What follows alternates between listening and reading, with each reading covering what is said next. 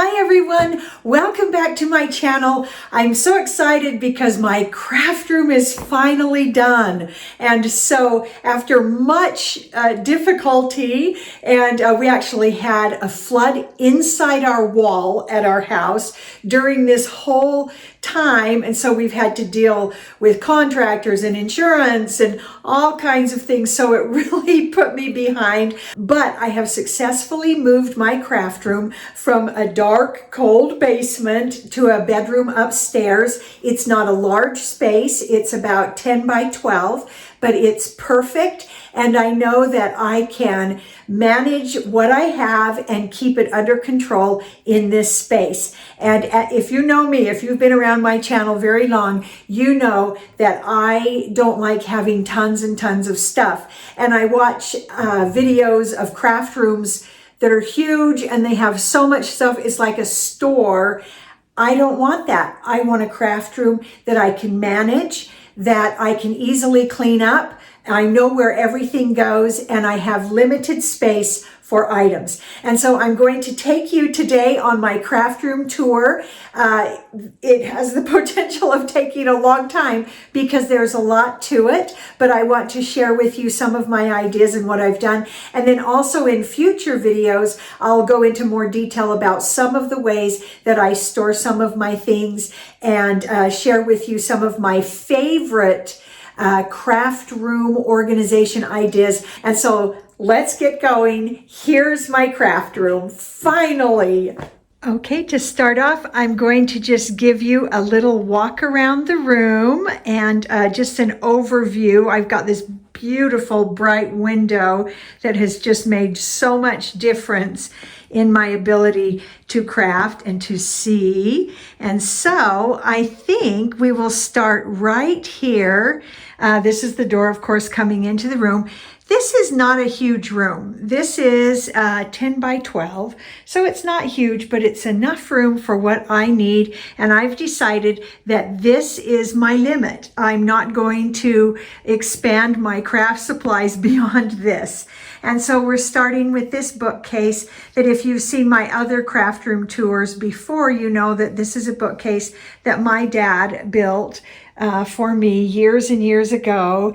And this book here in the middle is one that my mom grew up with, and it's some world famous paintings.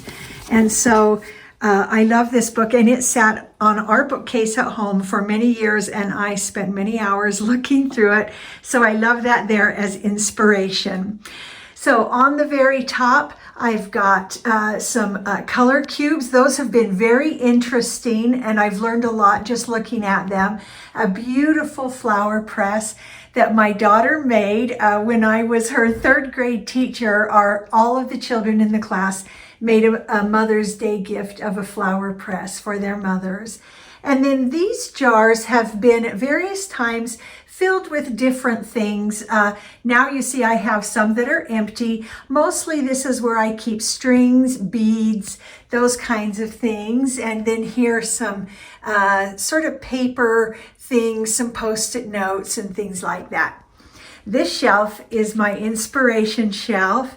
The little gallo from Portugal, because that's a symbol of Portugal. And then this is us, many, many years ago. And then I made these little block wood things. It was the first vinyl project I ever made. We were at a church girls camp, and that was one of the things we made. This is a rock from Mount McKinley that a friend of ours brought. And then this are two of my children right before they came to us from Africa. And then I have a little horse from Sweden that one of my school students gave me, and a butter press. That's what this little thing is. It's very, very old. So that's my shelf of inspiration. Down here I have my crafting, sewing, some watercolor books. And then, of course, the art book for inspiration. and a little music box that I brought from Switzerland years ago. And then I have here my staple gun, and then this thing that spins, and I just keep extra scissors, a knife, scissors that have, you know, a fun edge in there, and that's something that Anne can reach for at any time. And so if you saw my Valentine video, you saw the mandala that I made right there. Okay, and then this next shelf down, I found these containers at IKEA. I don't know if they still have them. So in this one, I've labeled them. This is paint and, of course, brushes. This is sort of craft paint and chalk paint in there, okay? And then this one, I have my label maker right there. And then in here are things for planners. That's my old planner, plus a lot of the discs for planners. I love the disc planners, and I have now used the disc planner for 2 years. Well, I'm going on my 2nd year, and I have loved it. I've made a disc notebook and some other things, and maybe in a video I'll talk about that, because that disc system is so great. You can add to it and take away easily. And then in this one is beading, and several years ago I did a lot of beading. I don't do a lot of beading now, or at least I haven't done for a very long time, but it's something that I really enjoyed that I might go back to. So those boxes are just great. I love that they have a lid. I put my old-fashioned crock that is so old, and I've had that for a very long time and have kept our wrapping paper in it for years and years, and it just stores so well. And then these little drawer units, these I got years ago at IKEA. And in fact, years ago I went to IKEA, I measured every shelf in this bookcase and took all the measurements with me, and then found what would fit. And these 3 drawer units just have worked out so well. I painted the fronts and then added the chalkboard paint. And then I usually write on here with a white colored pencil, because then I can use an eraser and it erases right off. And so I can change what's in there. So I have some floral supplies. I have some empty drawers. I love having empty drawers. I have some stick-on seals and some glue sticks that are, I can see we're getting a little low. Anne knows right where that drawer is. Pens, pencils, erasers, school supplies kind of things. In this middle one, we have clamps, and when I'm watercoloring, I use those quite a bit. And then these smaller clips. This drawer, this is marbles, and this marble bag is one of the first things I sewed ever in my life. And I was so into marbles and was pretty darn good at it, and won a lot of marbles out on the school playground playing marbles. And so a lot of those are, wow, at least more than 50, coming, I mean 60 years old probably. Some of these marbles are. These make me happy. And this may be where my original passion for rocks came in. I don't know. I have a mini cassette recorder. Just, you know, locks and keys, rings, those kinds of things. And then some coin rolls, because we collect change and then we can roll it and take it to the bank. Okay, last one in this drawer are just sticky notes. Here's anything made of cork. Another empty drawer, love that. Tape runner refills. This is the refill for my ATG, the big one, and I love that. It ends up being a lot less expensive than these smaller tape runners. Chalk that we use out on the sidewalk sometimes. And then some specialty tapes in here. I have magnetic tapes, I have metal tape, and then packing tape. So those drawers have come in handy and been relabeled so many times. This bottom These are the magazine holders from IKEA, and you can see I have several empty ones. These used to be full of all kinds of things, and when we had kids in school, the notebooks and papers, and each child, I would put their school papers in that until I could get to it. I had game things, game ideas, all kinds of things. We have art notebooks. So these are things that mostly we have done artwork in that I don't want to get rid of. Game books. I actually have published 4 game books, and so that's a couple of them. That's 2 of my game books that I wrote, but then I also have supplies for an instant party to do games. We have just school paper, the comic book cards that I use actually for all kinds of things. That's how I store my fabric, because I don't have massive amounts of fabric. And then spiral bound notebooks, the ones we bought at the store, and then some that I made years ago for Anne, and used my my spiral binder that I love, and I'll show you that in just a bit. And I would make notebooks for Anne, special ones, and I made them for Katie and whoever wanted them. I was big on on making notebooks for a long time, and so those are a lot of fun. Okay, so the rest of those are empty. So that bookcase has been my craft art storage section for absolutely decades, and I'm so grateful to my dad who built it for me, actually as a wedding present, so it makes me think of him. Okay, let's come to this side. So this is our side that has a chest of drawers. One thing I like about this is it's not really deep, so it doesn't come out into the room really far. So over here I have my desk ironing board, and here, this is just a fun idea. I have a magnetic pocket because this is metal, and I have this pocket that Anne made, I think, at school, and so every now and then I will put a note to her in it, or she will put a note to me, and it's just our little mailbox that we can send notes to and from each other, and I love that.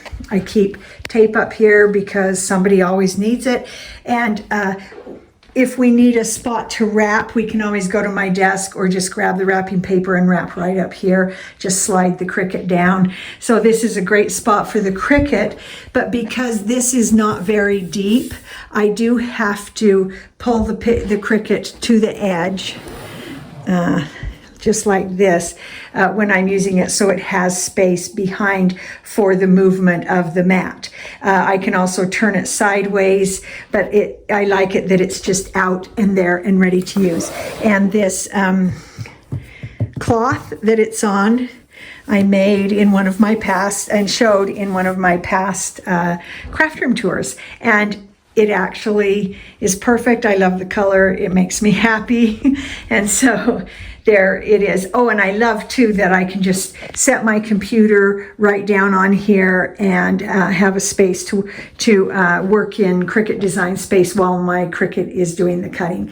I keep my Big Shot here. If I'm doing a lot of Cricut cutting, I actually will move my Big Shot into this drawer down below, and it just sits down in here. And while I'm on the Big Shot, it's old. My Big Shot is old. Someone gave it to me. I didn't even know what it was at the time, but boy, I have loved learning what it is and using it. So in this drawer where the Big Shot goes, I also keep just a little tray from the dollar store where I keep just scraps of all kinds of paper, because a lot of what I die cut is small like that. And so I just keep it there, and it just makes it easy. And then I also keep down here the extra plates and things that go with the Big Shot. Okay, so I guess we'll go back up and go through some of the other supplies. I have Cricut supplies here. I've got my transfer tape. I've got a brayer because if you saw my Valentine's Day video, you know that if I'm using fabric on my pink Cricut mat, I put down transfer tape first so that all the threads and the fabric residue doesn't get all over my pink mat, because those mats can get full of little threads and things and become unuseful pretty quickly. I've got my Cricut pins and just some Kleenex. Oh, and my Better Press is here close to where the Big Shot is, because those are used together. And then in this bottom drawer, I like it because it's really deep. So these are wood, glass, and metal blanks. Now, last year was very difficult for me, and I did not do very many Cricut crafts. So moving this craft room was so great, because I remembered all the things I have, things I like, presents I had planned to make that I never did. And so it kind of got me kind of excited about doing Cricut crafts again, using up my blanks, and I'm not going to shop until I have those used up. I am determined. In this drawer, I've got ink blenders and some of the little divider units that you see in my drawers I have accumulated over years. And so, to tell the truth, honestly, a lot of them, I don't even know where I got them. And so I'm sorry for that. But there's the idea, is use what you've got. Gather together the things, the little containers and boxes and things. I mean, look at that. This is just a little box that I knew would be handy. And so I just keep my brushes, my blending brushes and everything for my inks here. Top drawer, because I use these often, and they're an easy reach from my desk. Look at this, empty drawer, one of my favorite things.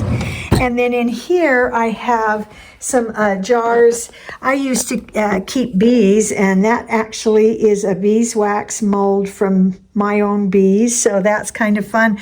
I have some command strips and some little jars, and I have used these for various different things. These tins, we did a family project selling fudge in those tins, and I mean just things that I use. And then the last thing are some infusion blanks. So my blanks are all in that bottom drawer, those two bottom drawers. So that's the chest of drawers. So on either side of the chest of drawers, I have these two metal bookcases, and I really like them. We got them at the Container Store years ago. They're only about 12 inches wide, and I just really like them. I like that they've got the glass front, so it's just well contained. And then on the other side, the matching one of them contains this bottom one. I know this is a little weird, but so it contains my collection of La La Loopsy, and I just think they're just so cute. These are the minis, and I love how they have their little flippy legs. One of the reasons I collected these is because Katie loved them so much, and she liked giving them to me, and I loved receiving them. And so it's one of those things that just kind of makes me happy to look at. They're so colorful and so fun, and they all have fun little names. And I don't know, it's just, some things are just sentimental, and that's one that is to me. I tend to be pretty practical, but sometimes there are things that have meant so much to me. They're not expensive, they're not extravagant, but they have a special place for me. And then I keep all of my hot glue right here, and then some other glues, my Pixie spray that holds things down, and then in the bottom here is an assortment of other glues, the E6000, some casting supplies and things like that. So there you go. And that bottom bin, dollar store. Okay, So let's walk around the room. We're going to start right up here. This sign my kids made for me at Christmas, 2 or 3 years ago. And I had told them the story of this, and they remembered and made it for me for Christmas, that when I was little, my mom called me her sunshine girl. And I'd walk in the house after school and she'd say, "Oh, it's my sunshine girl." And it meant a lot to me that they remembered and made the sign. And since my mother passed away at Easter last year, that has been even more special to me. And so at the top of these tall IKEA drawer sets, I keep my paper cutter out because I use it, I would say, almost every day. Just like some of the other spaces, they have what has been in the drawers has shifted around. In one of my earlier craft room tours, I labeled with these really cute vinyl labels that I cut with my Cricut. And I really liked that, but when it came time to change them, it was very hard to get that off. And I left that on there so I could show you. I had to use my scraping tool and really get in there to scrape those off. And then I had to use a strong cleaner and clean off the residue. And so I decided to switch to just a label maker. And it's not as cute. And I know that, but it's much easier to remove those. When I moved my craft room, I had other drawers that had these kind of labels, and they were so easy to take off, even several years later. So I'm just going to, my top two are tools, and those are things I grab frequently, just different kinds of tools, including rulers and some, this is a corner rounder, and then in this side is more traditional tools, a hammer, screwdrivers, a whiteout, and just all kinds of tools that I actually reach for frequently. So that's that. So let's go down through these closest to the wall, and then we'll move to the others, and then my desk. So I have this labeled Notes, Ideas, and my ATG. So sometimes I'll just see a fun idea that I want to use, and I'll just, so walking through Hobby Lobby, for example, they have a lot of free stuff, and I just really liked that idea for an idea I had for Christmas, and so I just cut it out and put it there, and I don't ever let this get too much. There are a few things, and I go through it, and if I no longer like the idea, I'll throw it out. The ATG, I love this. It is so fast and easy. You've seen me use it in card making, and I just love it. Okay, and then in here I have my nature journaling and Inktense. These are art things, and I've swatched, I've drawn, I have, practiced different things. I've made notes about things that were happening, sketched with my eyes closed. I mean, just all kinds of things. And so that's a book that has some memories for me. And then you have seen this that I've started working on with the Inktense pencils that I got after my mother passed away, because I wanted to do something. She would have wanted me to do something artistic and get back to that. And so I've been working on this book, and I have shown some of the pages, I think, and this is the one I'm currently working on. We have grapes. We're trying to grow grapes. We moved here a little over 4 years ago, and so we're trying to get grapes to grow, and I'm just in the middle of that page. So what I've been doing is doing the artwork and then writing some memories that I wanted my kids to know about. And then I have a book that it gives me a good reference. This is a good book. And then these are the Inktense pencils, and I love them. They have been so much fun. They are ink, but they work like a watercolor pencil. So what I love though is like when you do watercolor and you're done, if you bring water back in, you can get that paint to move again. But with ink tints, it's ink. And so once it dries, it is permanent, and I love it. And so maybe I'll show you more about that page with the grapes when I get that going again. So in here is some oil paint and puffy paints. I used to oil paint quite a bit. We have several oil paintings around our house that I did. And puffy paints, that's all Kate. And then in here, I just have just random things, twist ties. I'm never without wipes in my craft room. I use them all the time.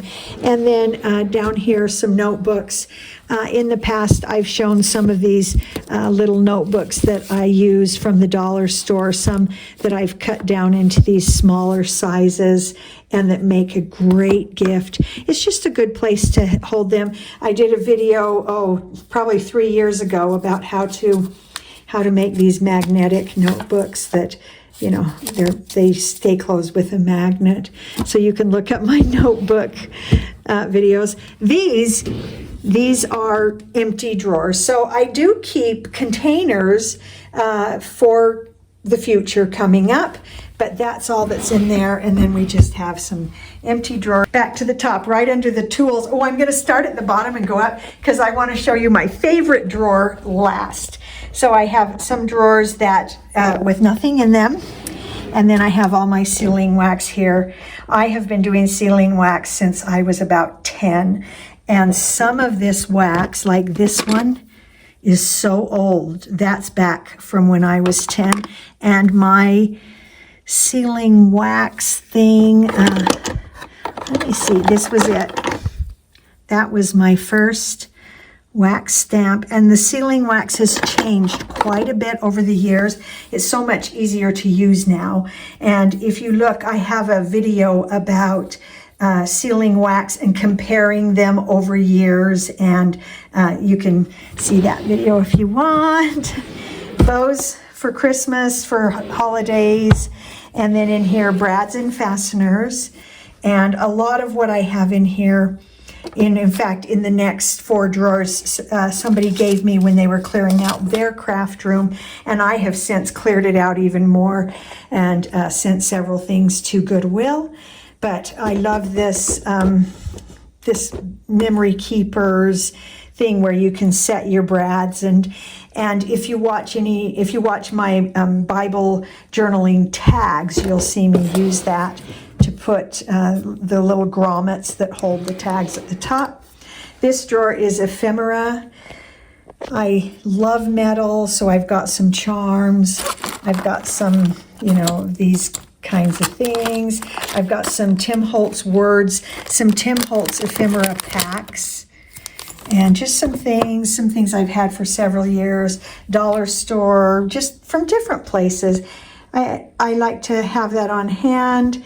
Every now and then I'll clear that out and get rid of the things I don't foresee myself using. And then this one is where I put all my little jewels in this little case. I don't have tons of them, but just enough. And I keep our diamond art things here. And then these I did with our Faith Decks cards with Anne, where you do fabric and make a little thing for the top of the card. So I just keep those there. And now my favorite drawer, because it is so colorful, this is my drawer of sprinkles. And I know it is so much. And when I get new sprinkles, they go here until I can put them in one of my little jars. So I just love it because it's so pretty. So let me show you these here, that's glitter. And those little bottles the dollar store had years ago. And then they switched to these with the cork top, but they're a little smaller. And then you'll notice between each row, I have taken just a square dowel. I cut it down to the width of the drawer so it fit tight and just pushed it back in so that I can open and close the drawer without these bottles shifting. Now these smaller ones that are sitting on top, they shift, and eventually I'll get this to where it's just these bottom bottles. And so I just think they're so fun. These bottles are still currently, as far as I know, at the dollar store. And so I bought enough to fit and then decided, okay, that's my limit. So that's one of the best things that I have done to help keep my crafts organized is have a limit.